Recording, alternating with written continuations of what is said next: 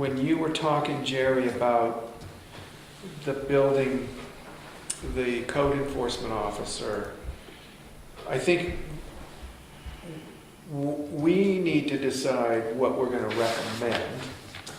We do. And then at that point, I think we'll be able to go a long way, because voters are going to need to decide whether they're going to support what we recommend, and I think they're going to need some level of understanding of just what that means. And I don't know if that starts with, are we going to recommend this person be a town employee, or are we going to recommend that this be a contract? And I think that with a business, or how it's going to line up, and I think that'll go a long way to at least allowing us to present something that's going to be easily understood as far as what their job will or won't entail. And I think you're right. It just, in the different towns that we've looked at, Barrington and Alton and some of those that Andy provided, I mean, some of those boards of selectmen have really that nailed down as far as how we recommend this job be handled moving forward. It's going to go a long way. And just to clarify a point there, Bob, there is a difference between a building inspector and a code enforcement officer. And I just interchanged the two words there. And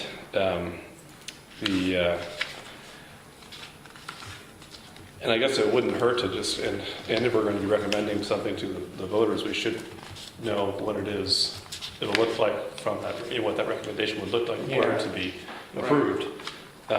And I think that one of the most important things that we probably need to figure out is whether or not we're going to be talking about someone who's a town employee versus someone who's a third party that we hire to facilitate it.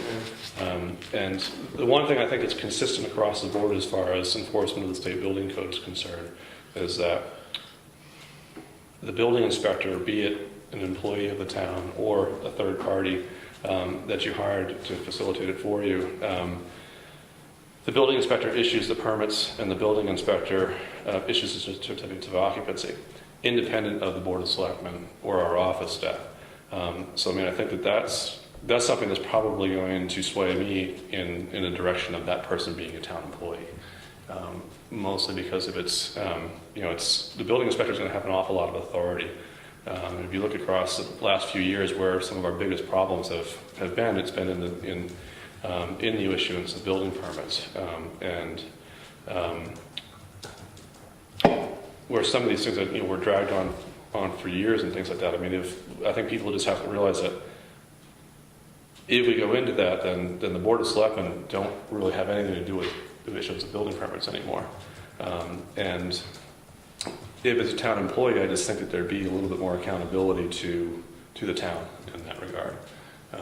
But there's certainly ways to set up a system in which it's a third party, but that third party would still be issuing the permits. The thing I think would be the biggest difference is that if it's a town employee, then we'll have a lot more say in what the application looks like, and what the process looks like. However, if it's a third party, then we really have no say in it whatsoever. If we hire a firm to facilitate building permits for us, and that firm decides the process entirely. And we can't, I mean, we might be able to just have some say in the matter, but it'd be very little, particularly if they're going to keep that status as a third party versus an employee of the town. The only say we would still have in that process would be one in which we decide what the fees for the building permits themselves are.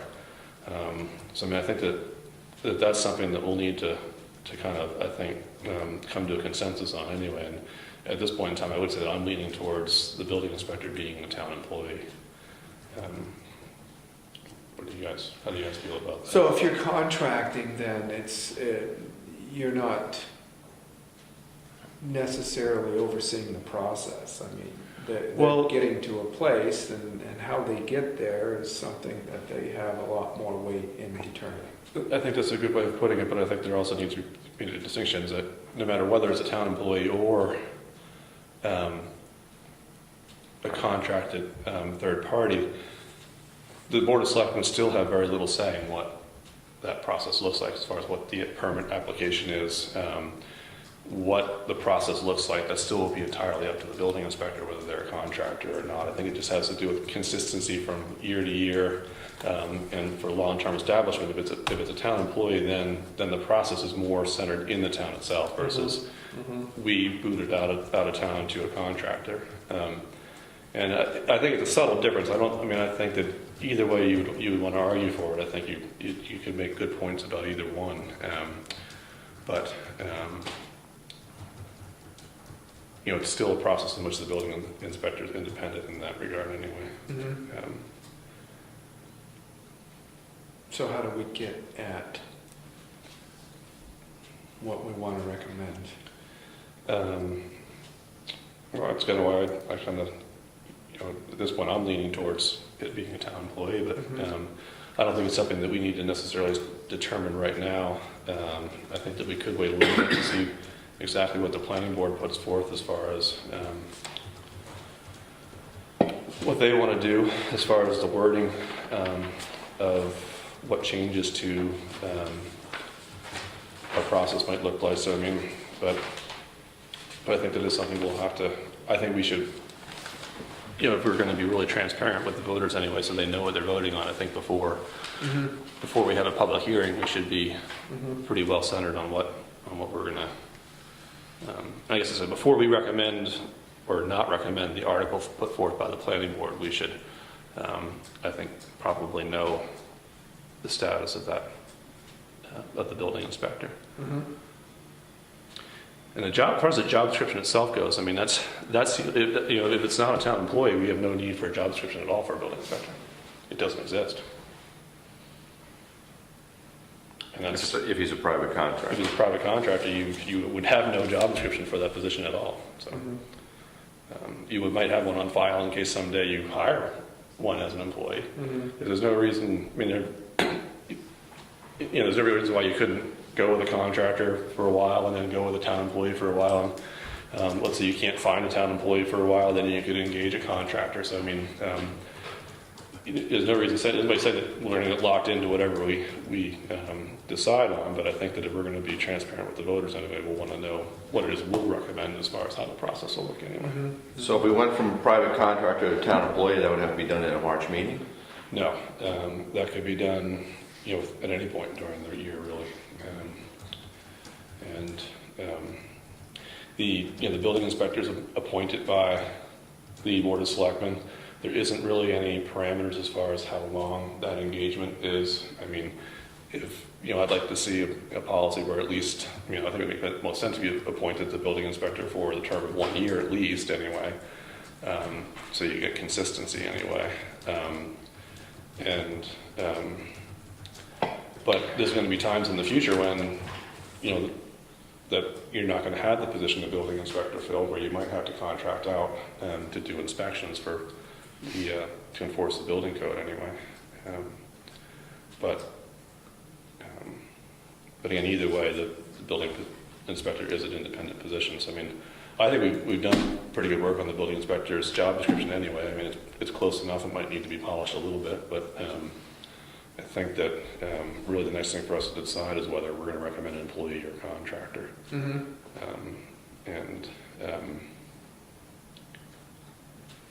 Again, I'm leaning towards employee, but I think it could be persuaded to go otherwise too. I think maybe one of the things we should might need to project too is the costs involved in it.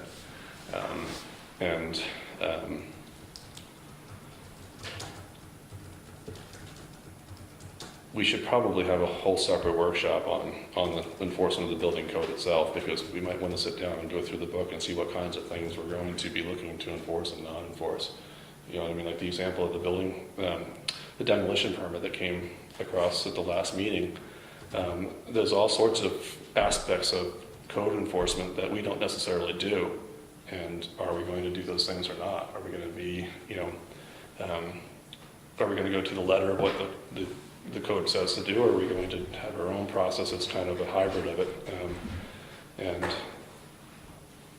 several towns that do code enforcement have your building inspector, and then several people that work under the building inspector, plumbing inspectors, Specialty. electrical inspectors, and that sort of thing. I mean, and I guess we need to take a look at, well, where are we going to bring the process? Because I don't want to see where things get added to it along the way, haphazardly, without much process behind it, or so that all of a sudden we aren't issuing demolition permits and we have no idea why we're doing that, how the process got initiated and what it was doing. So I mean, we might want to take a look at what code enforcement looks like entirely and what we want it to look like for Jackson, so that when we're discussing it with the voters, we can say this is what code enforcement is going to look like if it's fully implemented. Any towns around here that currently have a full-time building inspector? Oh, not necessarily full-time, but building inspector. Conway doesn't, Bartlett doesn't. Madison does. Madison does? Conway has a full-time. But they only do commercial, right? No, they do residential when asked, when they do now, when the applicant wants. The applicant wants it, but the state, Yeah, the town doesn't require it. Yeah. That's what we want to know. That's the kind of town we want to learn from, is one that's got a building inspector that's Already inspecting single-family homes. Madison, I know, is doing it. They are. They are. And you could give them a call and talk to them to see how it works for them. So I think that their process is fairly, it's thorough, but at the same time, not onerous. And, Right, that's what I'm worried about, getting too crazy. well, and that's why we need to What really. makes you say that about Madison? You know some things about their system? Well, when I first started looking into this, I had researched it through them, and they've had a building inspector for a while now, anyway, and their process is very well spelled out. I mean, you go to their website, and it leads you through what you have to get in order to develop land and build something. And they adopted through the town meeting and everything, the building inspector? Yeah, and it's not a full-time position; it's a part-time position. So. And is it a town employee, or do they contract, if you know? He's a town employee. Oh. Conway does it through, I believe, I don't know, do they have a building inspector Yeah, specifically in David Conway? Pandora. Pandora, Okay. And they do it in conjunction with the fire department, with the fire chief, the town engineer, and, they're a little more, their management structure in Conway is a lot different than ours. I mean, they have a town manager, they have a town planner, Right. they have a town engineer. So it's going to look a little bit, all the duties have been very well separated there. And that's one thing that's going to be, I think, a little bit difficult for us to kind of do when we're going into this is separating those responsibilities and duties, between people. I mean, like, for instance, the building inspector will handle the process pretty much A to Z, and when people contest that process, they won't come to us. They'll go to the zoning board of adjustment. If they disagree with something that the building inspector's ruled, they don't come to us and say, well, can you override this? The answer would be no. You go to the ZBA. And it's those types of things, I think, that we have to educate the voters on, and that's how it's going to work.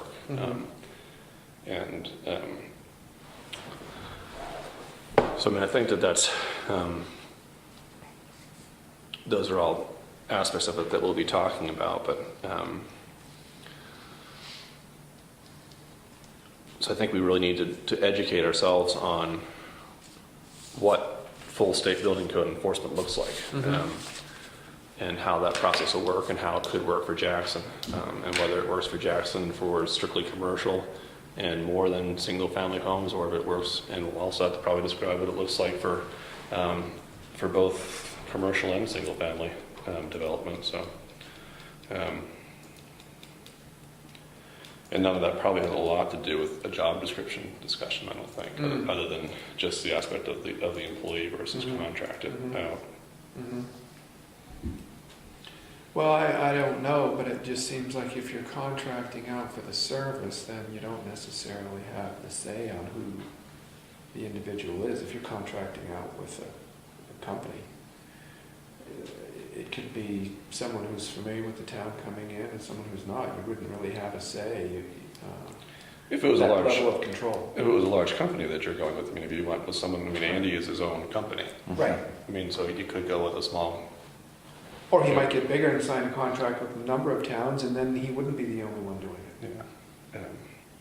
And that's the other aspect of this too that we can do. I mean, I don't think I'd recommend this, but it is possible to share a building inspector with another town. Like if we wanted to share one with Bartlett, if Bartlett was going to do it, and then one of the towns would be the employer, and then you'd have to arrange a cost-sharing contract, like we did with transport. As I said, I'm not recommending that we do that, but that is an option as well.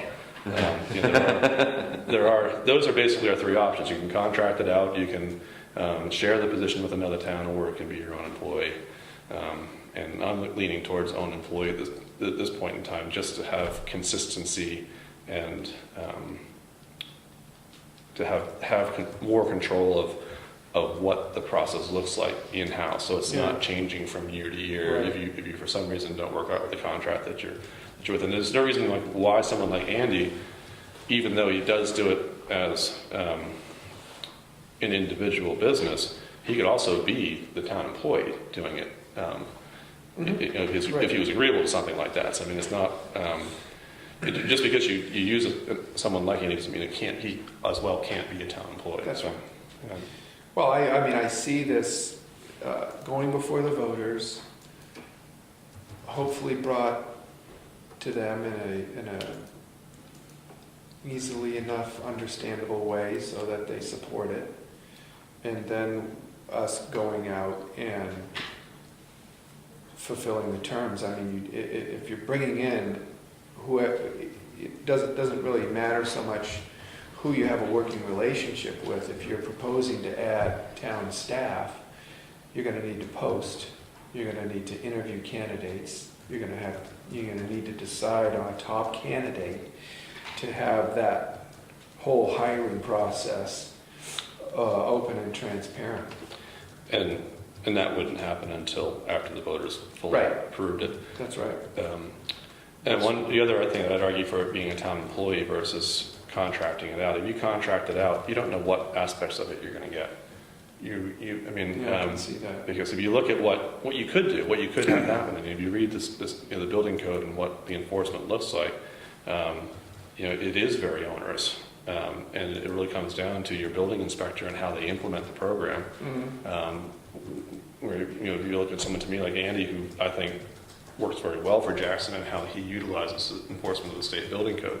But you could, if you were contracting out with someone else, you don't know what you're getting. I mean, you could get an outfit that would come in and want to see 2 sets of mechanical drawings, 2 sets of structural drawings, 2 sets of X, Y, and Z for everything. And for the commercial developer, that's an ordinary part of the process. But for a single family person that's building their own home or something like that, you're talking about adding thousands of dollars to the cost of their project. And that's why, to me, if you have someone in-house that's a town employee, they're going to be able to work more closely with the residents and make it work better for the town of Jackson. So, I mean, I think I'm talking myself more and more into let's go with the town employee aspect of code enforcement. You were going to say something. Building code enforcement. I was kind of leaning towards the private contractor because, like I said, we already have Andy, and assuming that he would take the job if it was offered to him after the meeting, we already got somebody that we're working with, and under pretty much the same auspice that we're doing now. So it wouldn't be that much change at that, because we're looking at a lot of change in March if it does pass and all that. Mm-hmm. And I thought maybe just to kind of keep status quo. Since we can change our mind later and make him a town employee or offer it up and interview and all that other process, maybe for the first year or maybe first couple of years, just leave it as a private contractor so we can eliminate that variable. And then, if we're not happy with the way it's going, then we can have, we can go through the process of, making a town employee and interviewing people and stuff like that. And just less change at that particular moment where you get somebody totally unfamiliar, may not hire Andy yet, when it opens up, And, you're gonna have, more variables to deal with. Mhm. And that's a good point too, because there is no saying that whoever you're contracting with, if you're not satisfied with them, then you go with a different person to contract with, so. You have that option. And Madison is a town employee, as far as you know. I don't know anybody down in Madison that would be involved with that. It's kind of what I was thinking too. It'd be nice to have a conversation with somebody down there, find out how it's working for them. From talking to contractors about it, it's a system that works pretty well, and that's from the contractor's viewpoint. The Madison The system. Madison system, yeah. And, when you talk to the contractors in Jackson, they always speak very highly of Andy working, Andy's nice to work with in that regard, so. Reasonable. And so that's what I mean to say, when you hear contractors, you kind of have to take it with a grain of salt to an extent, but Right. apples to apples, it is that. Yeah. Just a thought, if we did go with an employee, would we provide a space at a desk, cabinet, or, I mean, it's a little tight. in this building. It depends on who that person would be. I know, I mean, ideally, that person would be mostly working out of their own house or own establishment. And that's like, if we decided to go with an employee and Andy were willing to take Yeah. the That- job, that it would really work wouldn't for change, him. it really wouldn't change much of anything. You can give Ella's office. But that is something to consider as well, that it's, that is what it is, I suppose. But one thing that we should also do is provide a cost analysis, whether it's contracted out or whether it's a town employee. And I don't Yeah. think there's going to be a huge difference between the two, but I want to know that, at least to be able to answer that question. Like, if we went with a contractor, it's most likely going to cost us this amount per year. If it's a town employee, it's most likely going to cost us this amount per year. And I'm assuming that it's not going to be much of a cost difference, but it probably wouldn't be smart to just assume that anyway.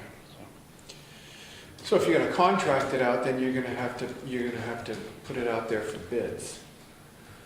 Not necessarily, but you'd probably advertise, and I guess it would be a bid type situation, yeah. But I mean, you wouldn't necessarily go with a numbers bid as much as, well, what kind of services are you going to provide? Right, but in order for people to place a bid, they're going to have a clear understanding of just what we would be. In which case, we'd take our job description and convert that into a services required document, I suppose. Right, yeah. And from that standpoint, the contractors that do provide that service, that's pretty standard stuff for them. I mean, they would know more about it than we would really probably, so. Yeah. Yeah. So next steps on that would be what for building inspector? Because we want to have something in March, that's our target date. We'll see I guess after tonight we'll know where the planning board's at, as far as currently at anyway, the current status with things, and see what more the planning board might want from us. Because I know they had kicked the job description thing back to us. We've kind of already done that, so I mean, I think that part's already been satisfied. And I guess wait and see what more they want from us before they're prepared to put the actual question out there. And we could wait for that, or at the same time, I mean, I imagine we're going to have probably a workshop specifically on the building, state building code enforcement in general, just so we can learn about what the process looks like, and be able to pitch that anyway. So, Has there been conversation, John, in the planning board meetings about the differences between a town employee versus a contractor? Not much discussion. We were just working on the question more than anything else. And we didn't meet last month, so that was 2 months ago. So Right, obviously tonight's the meeting, so right, I can bring that up to them and find out what their opinion is. or not. Or not. but you can see where the conversation goes anyway, and if makes sense to bring that up with them, you could, if not. I will. But what I got a sense from the planning board anyway is that they pretty much want to give us the nuts and bolts and then have us define the building process, like what's exactly the application looks like and how, who, what, how, and when type of thing as far as actual individual building projects are concerned. So that's the sense I get from the planning board anyway, John. Is that kind of... Yeah. Fair assessment. They're trying to figure out what's the bare minimum requirements to get something that is official and defensible and solid, and then the Board of Selectmen is left to figure out how to implement it. But one thing I'd like to do is, well, if that's where the planning board's bringing it, I think that then it'll be our responsibility to be able to explain to the voters at public hearings and stuff, well, this is the changes we're asking for, and this is what the change is going to look like. So I think it's the transparency of the state building code process that's always bothered me anyway from the start, is that we've been asking the voters to support back in 2009, last year, 2 confusing articles on there, and there hasn't been a lot of explanation on why those things were put forth and what exactly those changes looked like. And I think that the best thing we could do is provide the transparency. Like, well, if you approve this is what's going to happen. Right. So I think the thing that we need to work on next is this is what's going to happen if this is passed.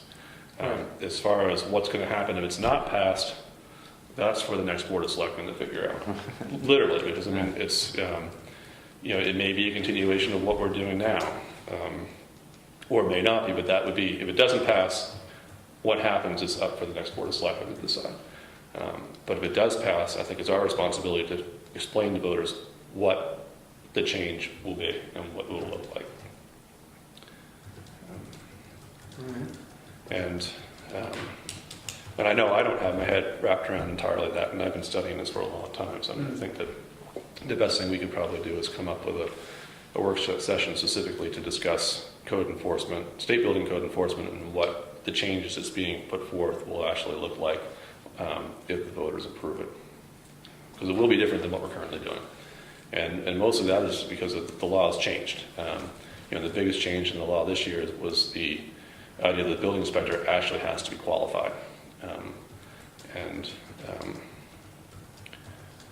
Regardless of whether it's voted up or down, I would like to see the next Board of Selectmen at least have a building inspector, appointed or contracted with in some regard that's established. And whether that person actually issues permits or not, I think will be up to the next Board of Selectmen. But at the very least, I think we need to at least establish the position. Mm-hmm. I know we have it on the books, but we don't technically have it the way it's supposed to be. So, and we don't technically currently have a building inspector that's acting as a building inspector anyway. So,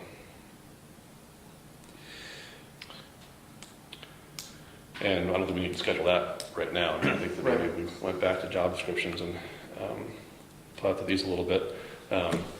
Well, the police chief job description can be a pretty simple one. I mean, we went through that at our last meeting. And Carl looked it over and basically was fine with it. On the very last page, because that was a 6-page job description, I don't know if you guys have your copies or not, but the minimum qualifications page was the only one that he had some questions on. And we had deleted some things, throughout, and he concurred that taking out, for example, under essential duties, prepares and disseminates news releases, that made a lot of sense to him, take some of that stuff out, just fitting it in with what he's doing in the town. But the knowledge and level of competency, and we had actually said that we were going to check with the chief on that, or I said I was going to check with the chief on that. It's page 6 about completion of a master's degree or bachelor's degree, preferred master's degree in police science, law enforcement. And he crossed it out, and then he said, well, maybe add it, but amend it to say or X number of years of experience in law enforcement. so that you weren't required to dismiss somebody as a reliable candidate for the position if they, just because they hadn't completed a bachelor's degree or a master's degree. Yeah, I would concur with that. I mean, that's why, I mean, I think you're better off just eliminating it entirely. Maybe putting something more, because you do have the experience sufficient to Under two. thoroughly understand. Yeah. Under two, you're kind of covering that, and maybe you could somehow, if you wanted to blend the language of bachelor's and master's preferred, you just said preferred, but didn't necessarily have it laid out in there that Right. it's a necessity. Right. But other than that, he was, fine with everything the way it was laid out. So, I mean, I can go ahead and make those edits if you guys Polish that up. like, and Sure. put it in the same format that the road agent. I mean, this is pretty much done. This is a final draft, right? For the road agent? Yeah. Well, if it's a draft, but I mean, Right. to me, I'm good to go with it, Yeah. unless you guys want to make any changes, but, so when we want to put that together in a document, maybe we can discuss that at that point. So if Do you you want to adopt them all at the same time? I think so, there's no reason not to. I mean, just have some consistency there so that you're, Mhm. or, updating personnel policies kind of all at once as opposed to piecemeal anyway. Mhm. Was there anything significant that you took out of the J's? Let's see. Hey, George.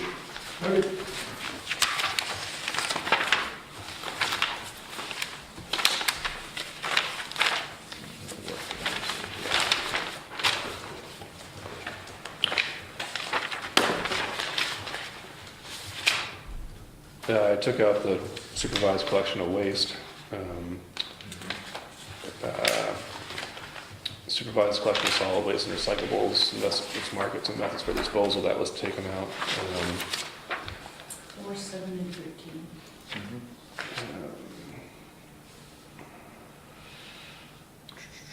I had 21? taken out documents, records, and reports FEMA reimbursement, DOT grants, state bridge aid, and stimulus grant funding, mostly because that's more, I mean, it's like, those are actual parts of the job to do, but I think that our office administrator handles more of that in a real terms than necessarily the road agent does, which is why it was kind of removed from there. And I didn't know how to word something in there that would indicate that, like, it doesn't necessarily have to do Communicate this. with, And, so it was taken out anyway. Assist the general public in understanding department procedures and regulations. Again, that's something you hope for, but it's hard to actually weave in there. so just the ones we had noted before. Just the ones they had noted before.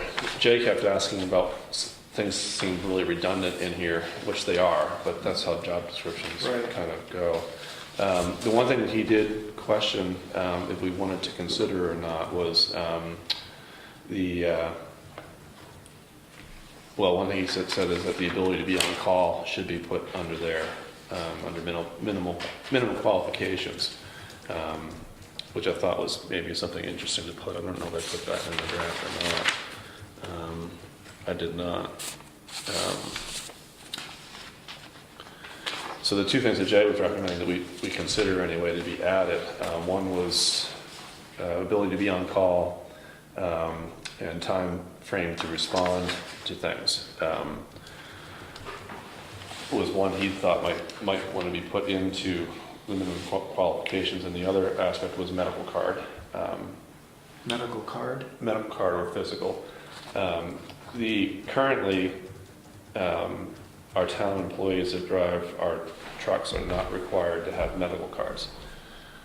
Jay wasn't entirely sure if that's changing soon or not. He's had mixed answers to that question from the Is that a state. health card type thing? Medical card, yeah, you have to have a class 3 medical card, class 2 medical card, I believe, to operate a large truck for a commercial outfit in New Hampshire. You don't for the town. But that, Jay, again, he tried to research and he just couldn't get an answer from the state. Some people say it looks like they're going to be required to soon, and other people say, well, no, they won't be. It hasn't happened yet, but could happen soon in the future. But Jay thought it would be a good idea if it was one of our qualifications anyway, mostly because it kind of handles the physical part of it, because the only thing it says, or pass a physical. But So what is a medical card? it's, you go to the doctors, they need to perform a medical examination, physical examination, like a yearly physical examination. I don't know, they're good for, I think, 2 years on the class My 2. husband has one. And Just a regular checkup. It's a DOT form that the physician fills out. Oh, okay, got it. And I like it from a liability standpoint. Yeah, that's what I was thinking. And why I like it from a liability standpoint more than a physical, because like if we were requiring our employees, road agent employees, road crew employees to pass a physical, I think from a liability standpoint, that puts a lot more jeopardy on us as far as making sure that it's the right kind of physical and we've got legal coverage for it. Versus if we just say, you're required to have a medical card, then it puts more of the legal liability back on the DOT. You never really cover yourselves from a liability standpoint, but Jay just thought that was something that we should consider putting in there anyway. And the other thing he noted was that there's nothing put in here about property maintenance, mowing, flags, painting. And he thought, well, maybe you should put that in other, as far as other things, other duties performed for the town as needed. I think it's something, there's this language in there that says something to that effect anyway. And he didn't know whether we should be more specific about that type of thing. I didn't think we necessarily wanted to be. Right. Because I think we get a lot more wiggle room where it's not well defined, and he ends up doing it anyway, type of thing. So, Well, you're not ever going to be able to specify all of the Right. duties. yeah, All the Yeah. cracks in the pavement or something Right. like that, Yeah, Yeah, you can't get it all. It's just general maintenance, basically. right. Other duties as specified. Maybe the way to word it just is general maintenance issues Right. as needed. So, yeah, I just assume not see things like flagpole duties and that level of specificity in a job description.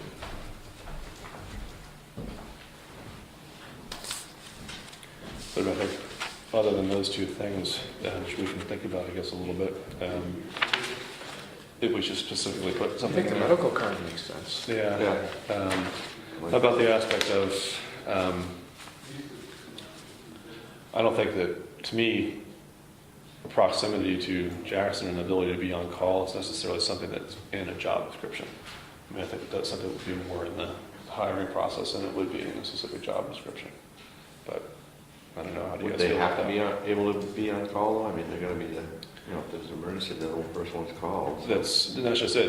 That to me, that's a given. And that's clarified, I think, in the hiring process more than it is in the job description itself. Right. And if that's something that they can't execute, then maybe, I don't know, maybe it does belong in the job I description. was gonna say, I would want to know that if I'm applying for a job and they hand me a job description and all of a sudden I find out I'm on call and I didn't see it anywhere in that job description, that would be I kind think of it's critical. I think that would be kind of an important one to have. And if I was the selectman, I might not realize it.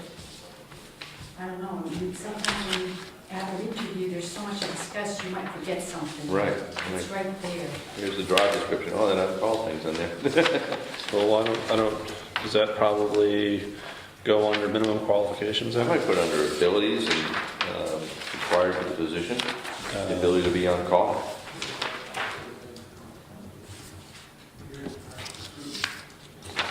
So I guess it doesn't matter too much where we put that, so. Anything that might be. I mean, we could put it under essential duties. Ability to be on call, however that gets worded. I'll put that 18 under essential duties. We can just extend 17, the ability to be on call and perform other related duties as required. Yeah, Yeah, right to that one. I like that. Ability to be on call and perform other duties That's required. as required. And then under, That would cover flagpoles. minimum qualifications, should I put Class 2 medical card? I think so. DOT Class 2 medical card.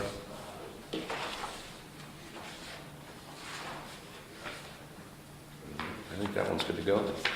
Cool. I think we're starting to run out of time here, but Yeah. want to review the draft for office administrator while we're sitting here? Or take it Yeah. home and do that then, individually?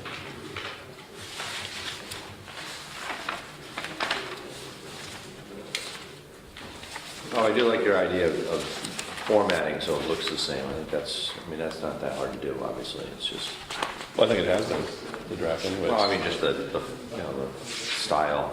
Well, if you look at kind of the draft that I had kind of as more finalized for the road agent, it looks pretty much the same too, so. Just a matter of font and bold. Yeah, that's what I'm saying. Yeah. Yeah, the font's different, Well, but I it's- did follow the font. Yeah. Well, see, so you've got your layout that follows the template Yeah, it does. from the LGC, essential duties, 1 through whatever. Yep, Knowledge and skills, 1 through 28. Physical requirements, work environment, minimal qualifications. Those are the categories. Diane, you must have this in Word. Yeah, mine, I do, yes. Yeah, if you could just email that to me, and then I can reformat it into the same format anyway. Because you've got, in this one, you start with essential duties, but you don't have them numbered. And then you go from, instead of going to knowledge, skills, and abilities required by the position, you've got financial, municipal administration, human resource, I broke it up and into, assessing. I broke it up into these categories because I was dealing with 2 or 3 different, Yeah, 2 different job descriptions, plus those 2 job descriptions did not have assessing and human resource, nor did they have welfare administration and building permit matters. right. So I did want to, I The, mean, I could lump it all together, but I section it out so I wouldn't forget anything. one thing that I did want to address about the building and driveway permit applications, and again, it might be premature to talk about this before we have a solid process underfoot, but this is, the building and driveway permit applications isn't something to me that belongs in a job description for the office administrator. Well, we looked at 3 different templates Right. when we looked at this. We looked at the administrative assistant, we looked at the office manager, and we looked at the town administrator job description templates. And the thing I like about them is that they're all laid out the same way as the road agent, and they're all laid out the same way as the police chief. They've got those basic categories with numbered duties. You're starting with, essential duties and knowledge and skills and minimum qualifications. That's the thing they all have in common. And this one deviates down, and I think there's a level of specificity here Yeah. that we've already talked about that may not necessarily, number 1, stand the test of time, and number 2, be all that appropriate to put into a job description that's changing. Well, what I can do to prepare the draft is, if Diana, if you send that to me, I'll reformat it into this and send it around Yeah. to you, send that to you too, and then if you wanted to kind of go through it individually and Okay, clean sure. up pieces of it if you want to, Yeah. and then we can come back and the next time we sit down and discuss it, we can Take it from there. Well, we reconcile. just to let you know, we spend a lot of time with building permits in our office. helping people fill them out and. Right, that's what I'm saying. It might be a little premature to really address that in the short term without a solid process under review, but that's one aspect of things that I think is, that's, to me, isn't something that an office administrator should be doing. It wouldn't belong in a job description for an office administrator anyway. Other duties assigned in that specific. Could be, yeah, right. It just- just could be covered that way, absolutely. Yeah, I mean, yeah, I have to cover Right. it somewhere. 'cause Right. You can't turn people away. Sorry, I don't do that. I don't know if that's where you're coming from. Well, none of those 3 job descriptions talk about the relationship between those individuals and building inspections, for example. But, obviously, every town that has building inspections has. Administrative supports. Exactly, That's where exactly. I'm coming from. Right, Yeah. right, that aren't necessarily spelled out in a job description. Yeah. Is that what we're talking about, right? Yeah, but I mean, it's also part of, one thing that, and I guess we'll probably discuss it, one thing we're going to discuss at the next board meeting anyway, on next Thursday, was short-term, how to kind of readjust how we're handling building permit applications. And one thing I was going to suggest is that when building applications come in and get filled out, that the selectmen are immediately notified that we have them so that we can start to review them and process them. Right. Rather than showing up at the meeting when they're already processed and not knowing anything about them. Right. We should be knowing what's in them and what's going on in case we have any questions for Andy in the short term. It's like, last meeting I think kind of demonstrated that it's one area I've been dropping the ball. It's like we show up at the meeting and the application's already been processed, yet we're the ones who approve it. Right. If we have questions, we don't know what those are up front. So one thing that I was going to suggest is that we get a little bit more hands-on with processing those like it used to be done in town. It used to be handled pretty much by the selectmen unless there were situations in which you needed the building inspector to clarify technical aspects of it. And in the short term, I'd like to see us go back to doing that so that we don't run into the problems that we had last week anyway. Where yes, people would come into the town office to get the applications, and you can certainly provide them with assistance on how to fill out the application, but when it comes down to some of the bigger questions in there, whether or not it meets zoning ordinance and things like that, that's kind of where I think that we need to be more aware of what's going on with it before the applications actually get processed. So for me to recap then, we've got a couple of things we're going to add to the road agents. Right. I'm going to go ahead and put this together, the chief's sample description, and send it around to you guys. Yeah. And you're going to do the same thing with the office administrator. And I'm going to keep the police chief's job description in the same format, with those primary categories. So what I'll do for now, I'll just reformat what Diane already has, Yeah. exactly the way it is, send it to you guys, and then we can all kind of individually kind of go through it and Yeah, see what we'd like to edit in it, and then next time we get together to discuss these, sounds good. we'll go from there. All right. Motion to adjourn. So moved. Second. All those in favor? Aye. Aye. 2.5 minutes early. I have Come on out. budget sheets for each of the departments that I did for the 2000 budget. Just thought I'd give